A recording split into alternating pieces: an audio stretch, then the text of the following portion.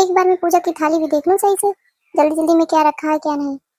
हाँ, इसमें तो सारी चीजें मैंने रख ली हैं अच्छे से। चलो मंदिर जाके देवी माँ की पूजा कर लूं, उसके बाद आके रात में घर पे भी पूजा करनी होगी। और अभी तो मैं इसके लिए ढेर सारा सामान भी लेना है, कपड़े बस ले पाई हूँ मैं, उसके लिए मिठाइयाँ भी लानी है। मुझे कितनी भूख लग रही है, लेकिन जहाँ भी जाती हूँ सब धक्के मार के निकाल देते हैं, ठंड भी लग रही है, मैं कहाँ जाऊँ। माँ जी, आप यहाँ बैठ के रो क्यों रही हैं? कहाँ से आई हैं आप? क्या दिक्कत है आपको, मुझे बताइए। बेटा, मुझे बहुत देर से भूख लग रही है और ठंड भी लग रही है, मेरा शरीर बुखार से तप रहा है। मैं जहाँ भी जाती हूँ मुझे सब लोग धक्के मार के निकाल देते हैं, मुझे कोई खाना नहीं दे रहा है। अब इस अवस्था में काम भी नहीं कर पा रही हूँ। अगर तुम्हारे पास रोटी हो तो मुझे दे दो, मैं खा लूंगी। और मुझे एक साल दे दो, चाहे भले फूटी पुरानी हो। बेटा। माँ जी, आप रोना बंद करिए, खड़े हो जाइए, चलिए मेरे साथ मेरे घर में। मैं आपको खाना भी दूंगी और बिस्तर पे लिटाऊंगी भी, और दवाई भी दे दूंगी। जब आपका बुखार उतर जाएगा फिर आपको जहाँ जाना होगा चले जाइएगा, जो आपकी इच्छा होगा करिएगा। अभी चलिए मेरे साथ। माँ, ये बूढ़ी औरत कौन है आपकी? आप इनको घर में क्यों ले जा रही हो?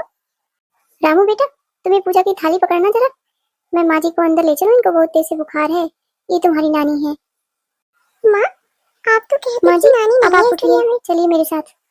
बेटा, तुम मुझे अपने घर में ले जाओगी, परेशान हो जाओगी। बस मुझे एक रोटी और एक साल दे दो, मैं यहाँ से चली जाऊंगी, कहीं फुटपाथ पे रह लूंगी। तुम्हें क्यों परेशानी में डालूं बेटा? अरे नहीं माँ जी, मुझे कोई परेशानी नहीं होगी। वैसे भी इस घर में केवल मैं और मेरा बेटा रामू रहते हैं, और हमारे साथ कोई नहीं रहता। मेरा इस दुनिया में कोई है भी नहीं अपना कहने के लिए। एक माँ थी आपकी तरह, वो भी चली गई इस दुनिया को छोड़ के। आप फुटपाथ पे क्यों रहेंगी? मेरे साथ रहिएगा, मैं आपको 2 वक्त का खाना और इज्जत दोनों दे दूंगी। आप परेशान मत होइए, मैं आपको कभी कोई दुख नहीं दूंगी। चलिए मेरे घर में रहिए आप। माँ जी आप यहाँ बैठो, मैं आपके लिए खाना और दवाई दोनों लेके आती हूँ, फिर खा के आप यहाँ आराम करना, आपको कोई दिक्कत नहीं होगी यहाँ पे। मेरे दोस्त सच्ची कहते हैं, मेरी माँ ना सबकी सहायता करने के लिए आगे रहती है। उनके पास इतने पैसे होते हैं कि वो किसी को कपड़े दे, किसी को दवाई दे, किसी को कुछ दे, और मेरे लिए उनके पास कोई पैसा नहीं होता है। बताओ, आज दिवाली है, उन्होंने मुझे पटाखे भी नहीं दिलाए, और नए कपड़ों की तो बात ही छोड़ो। बताओ मैं क्या करूँ? अब देखो बूढ़ी दादी को बुला के यहाँ बैठा ली है, बोल रही तुम्हारी नानी है, इनके ऊपर कितने पैसे खर्च करेंगी माँ? अभी इनकी दवाई कराएंगी, फिर इनके लिए कपड़े ले आएंगी, फिर इनको खाना खिलाएंगी अच्छा अच्छा, और मेरे लिए कुछ भी नहीं होता है माँ के पास। माँ जी ये लीजिए खाना, आज दिवाली था ना, तो रामू के कहने पे मैंने कई प्रकार के खाने बनाए हैं, आप भी खा लो थोड़ा सा, और फिर मैं दवाई दे देती हूँ अभी आपको। इतना सारा खाना? बेटा, मैं तो बस एक रोटी ही खा लूं, मेरा पेट भर जाता है, मैं क्या करूंगी इतने खाने का? तुम ना मुझे सिर्फ एक रोटी थोड़ी सी दाल दे दो, इतना अच्छा खाने की आदत नहीं है मुझे।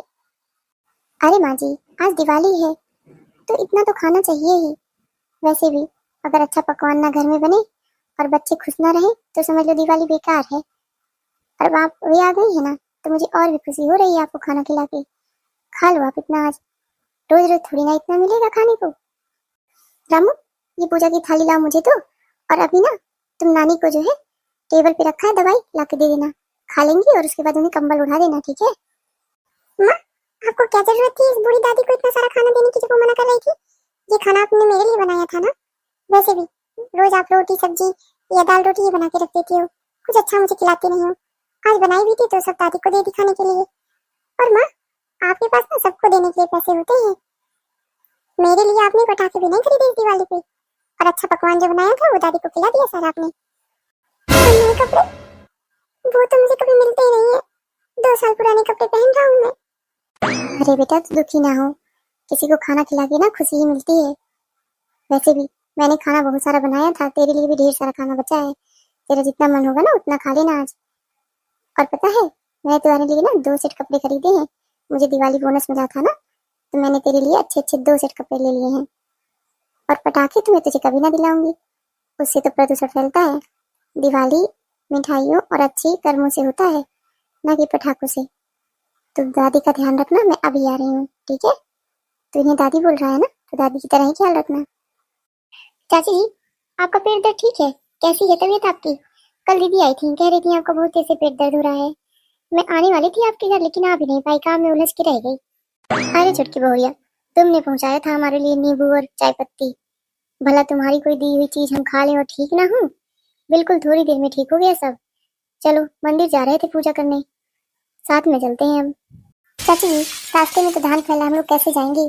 अनाज पे पैर रखते हुए थोड़ी ना जाना चाहिए। चलिए घूम के चलते हैं। मैं इस चक्कर में आई थी इस रास्ते कि शॉर्टकट है, जल्दी पहुंच जाऊंगी। लेकिन कोई बात नहीं, घूम के चलते हैं।